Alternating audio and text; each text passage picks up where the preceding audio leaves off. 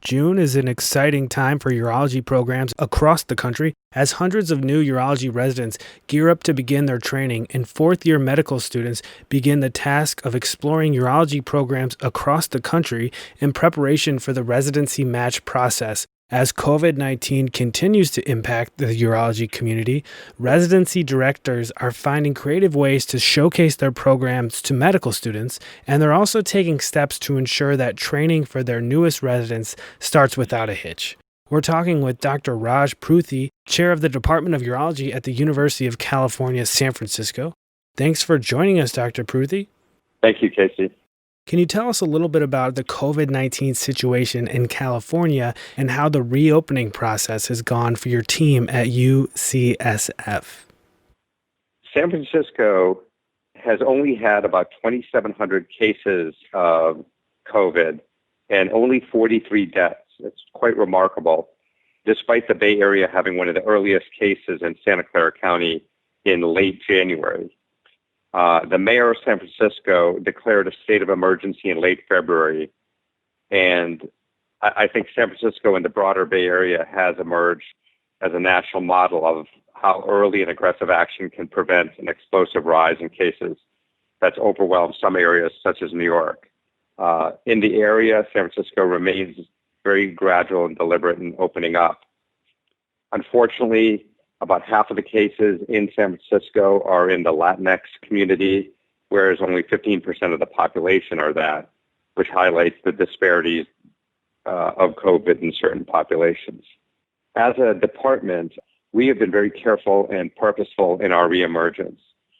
We've created what we termed a plan ahead task force that looks ahead at our reemergence in a focused and deliberate manner, really trying to look at to see what aspects could and should endure and be adapted for our post-COVID practice. So not just how do we come back out, but which elements are here to stay and can be adapted. For example, video visits. How do we transition back to clinics if we do completely? What will this look like in our daily lives? During COVID, it was easier to fit into our lives, but how about after? And there are other clinical care questions. How do we ramp up the ORs? And this is already going on, as well as our clinics.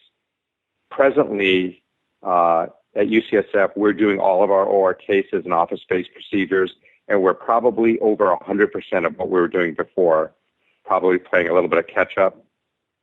We're doing the appropriate modifications, such as distancing in clinic. But one thing to this point is, we are over 90% of our non-procedure visits are video visits, and I anticipate this will continue to a very large degree. I think our research also has taken place very carefully, getting back to business with the care of social distancing and staggering work. How has the pandemic impacted physician training at UCSF for the residents that are already there? Yeah, just like the clinical care, much of our didactics and our conferences have been converted to Zoom, to video-based learning. Even with our video visits, our trainees have been able to participate with time to discuss patients before and after. Regarding the ORs, with the initial shutdown, we certainly saw a reduction in case logs for residents. But now, as I mentioned before, we are at 100% or even higher with regard to cases and procedures, and the operative experience is back. One of the modifications we made at UCSF regarding the Zoom didactics is that one of our faculty, Dr. Lindsay Hampson, who's our Associate Program Director, within a week of social distancing and shelter in place in San Francisco, built a website, and it's called Urology Collaborative Online Video Didactics. I think it's urologycovid.ucsf.edu. And it's a structure for a multi-institutional online video didactic series.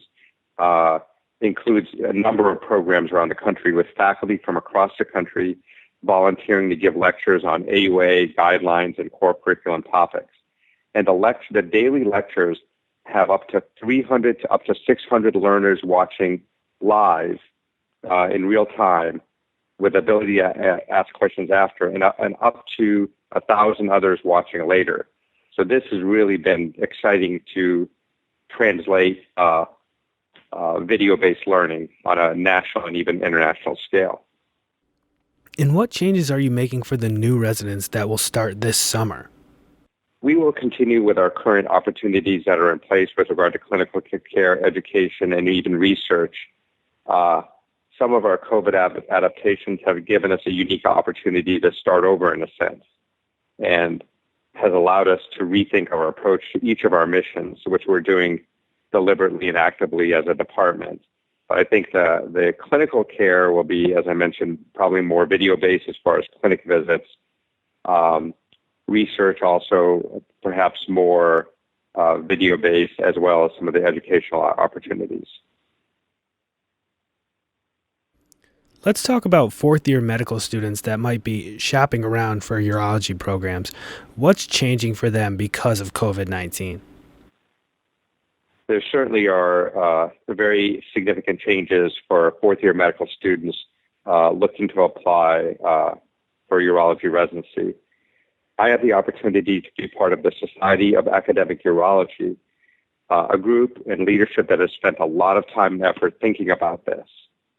First, trying to provide best practices for residency programs during the pandemic. More recently, the SAU has addressed the process and path of a fourth-year student, ranging from new rules for away rotations, for applications, for interviews, and for the match in light of the pandemic.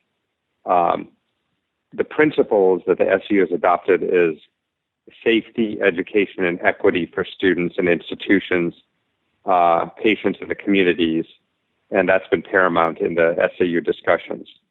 There are a number of webinars that have now been put forth regarding these many issues, and I would encourage students and program directors to look at them at the SAU website. All of the recommendations from the SAU have been consistent with a group called the Coalition for Physician Accountability that includes the AAMC and the ACGME. But Casey, to address your question specifically, barring certain exceptions, those which include those without a home program, away rotations for most will not occur in the upcoming 2020 cycle. Like I said, except if you don't have a home program, there are some exceptions where you can do so regionally. So instead, some programs will provide virtual sub-Is as an opportunity for external students to experience their programs. This is certainly not the same as an in-person and a loss for both programs to meet students and for students to experience external programs and the cities that they're in. At UCSF, we're also going to be providing a number of open houses or virtual happy hours for students to meet us, and particularly our residents, spending time with them in Q&A sessions, thereby getting to know us, our personality, and our culture. And we're working hard to increase our online presence so, again, students can get to know us better. And I think many other programs are doing the same. The next modification from the SAU is a new match timeline, which will include only video interviews. Again, not the same as in person, but there is a silver lining with regard to significant cost savings for applicants. I would encourage, again, for students to look at the SAU website for some of those details. In your opinion, have there been any changes put into place relative to training that could stick around in the post-COVID-19 era?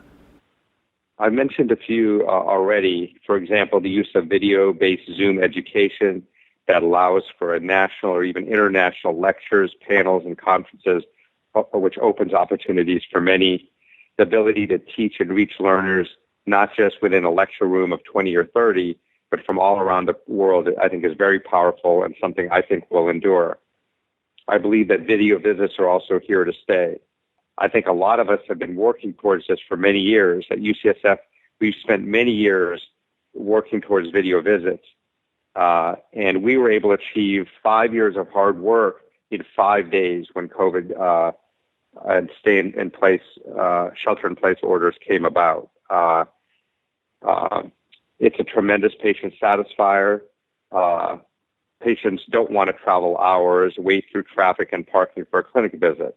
It's a big win for patients and will potentially change how we care for patients forever. I think incorporating residents in these video visits also has been successful here at UCSF. with a high satisfaction by the trainees, including the ability to hear and see how we directly counsel patients, for example. I think these, Casey, are just a couple of the examples of I think, things that are game changers and potentially silver linings from this challenging time. And I'll just ask if you have any other final thoughts or any tips for other urology programs that are working to manage through these unprecedented circumstances. Casey, I've been very impressed by my colleagues from around the country, each who's faced their own unique challenges and issues depending on the levels of disease impact in different regions. Some required redeployment, while some struggled for PPE.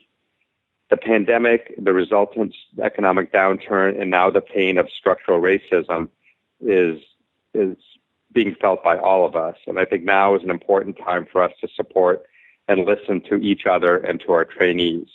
I think as educators and in academic programs, how trainees grow and eventually lead our field forward is a direct reflection of the lessons we as educators impart on them. And I think now with everything and the stresses that I mentioned, is a time to listen to those who are willing to speak, support those who are willing to take any action, and learn from the experiences from those who are willing to share. And I think even those who do not want to say anything or may not want to say anything, they may be dealing with some very strong reactions to what's happening around us these days. I think requires our support and understanding. At UCSF, one of our core values is to do the right thing. And in our department, we'll always live by that value and support and respect each other. And I think particularly individuals who are underrepresented. I think now with the stress of COVID, with the economic downturn, and with structural racism, this becomes more important than ever. You've been listening to Dr. Raj Pruthi. He is the chair of the Department of Urology at the University of California in San Francisco, and he's been discussing how the COVID-19 pandemic has been impacting urology residency programs. Thank you, Dr. Pruthi, for your time today. Thank you, Casey.